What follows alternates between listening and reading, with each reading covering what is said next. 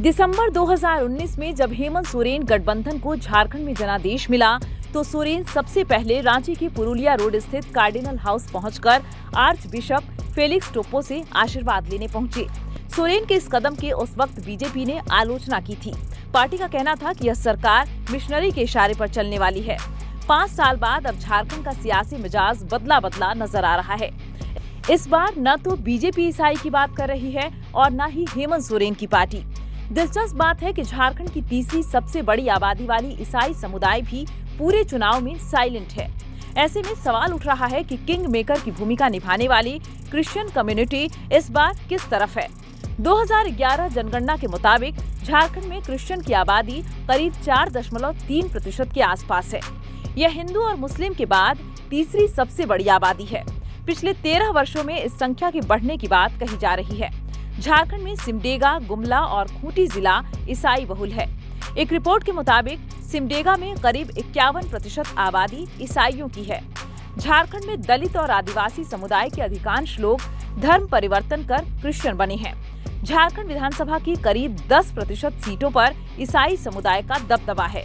इनमें सिमडेगा की 2, खूंटी की 2 और गुमला की 3 सीटें प्रमुख रूप से शामिल हैं।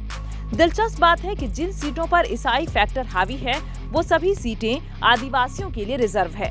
सिमडेगा और गुमला की 5 सीटों पर तो ईसाई समुदाय ही जीत और हार में बड़ी भूमिका निभाते हैं। 2019 के चुनाव में इन 5 सीटों पर कांग्रेस और जेएमएम ने जीत हासिल की थी। विधानसभा की 81 सीटों वाले झारखंड में सरकार बनाने के लिए 42 विधायकों की जरूरत होती है। ऐसे में ईसाई बहुल ये 8 सीटें काफी मायने रखती हैं। 2014 में जब रघुवर दास के नेतृत्व में बीजेपी की सरकार बनी तो मिशनरी के खिलाफ सख्ती से कार्रवाई शुरू हुई।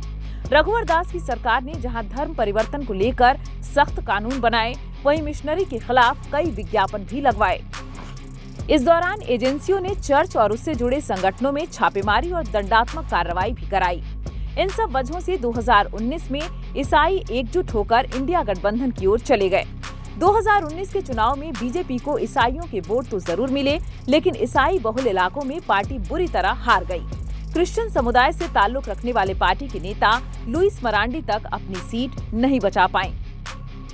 2024 के लोकसभा चुनाव में भी बीजेपी ने ईसाइयों मशीनरी के खिलाफ बिगुल फूंका था और इस चुनाव में भी ईसाई बहुल इलाकों में बीजेपी की हार हो गई थी। कहा जा रहा है कि इस बार भी अधिकांश क्रिश्चियन समुदाय का सियासी रुझान इंडिया गठबंधन की तरफ ही है। हाल ही में लुइस मरांडी भी बीजेपी छोड़ जेएमएम में आ गई हैं।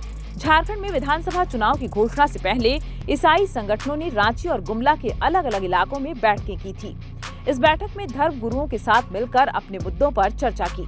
कहा जा रहा है कि इस चुनाव में ईसाइयों के लिए सुरक्षा सबसे बड़ा मुद्दा है। 2014 से लेकर 2019 तक ईसाई के कई धर्म गुरुओं और प्रचारकों को गिरफ्तार किया गया था। इतना ही नहीं, मिशनरीज ऑफ चैरिटी पर इस दौरान बच्चा चोरी का आरोप लगा। मिशनरीज ऑफ चैरिटी में क्रिश्चियन समुदाय की महिलाएं काम करती हैं और उनका पूरा जीवन समुदाय के लिए ही समर्पित रहता है। हाल ही में open door of world watch नामक संगठन ने एक रिपोर्ट जारी की है। इस रिपोर्ट के मुताबिक ईसाइयों पर हमले के मामले में पूरी दुनिया में भारत का स्थान 11वां है। राज्यवार बात की जाए तो झारखंड तीसरा सबसे बड़ा राज्य है, जहां ईसाइयों पर सबसे ज्यादा हमले होते हैं।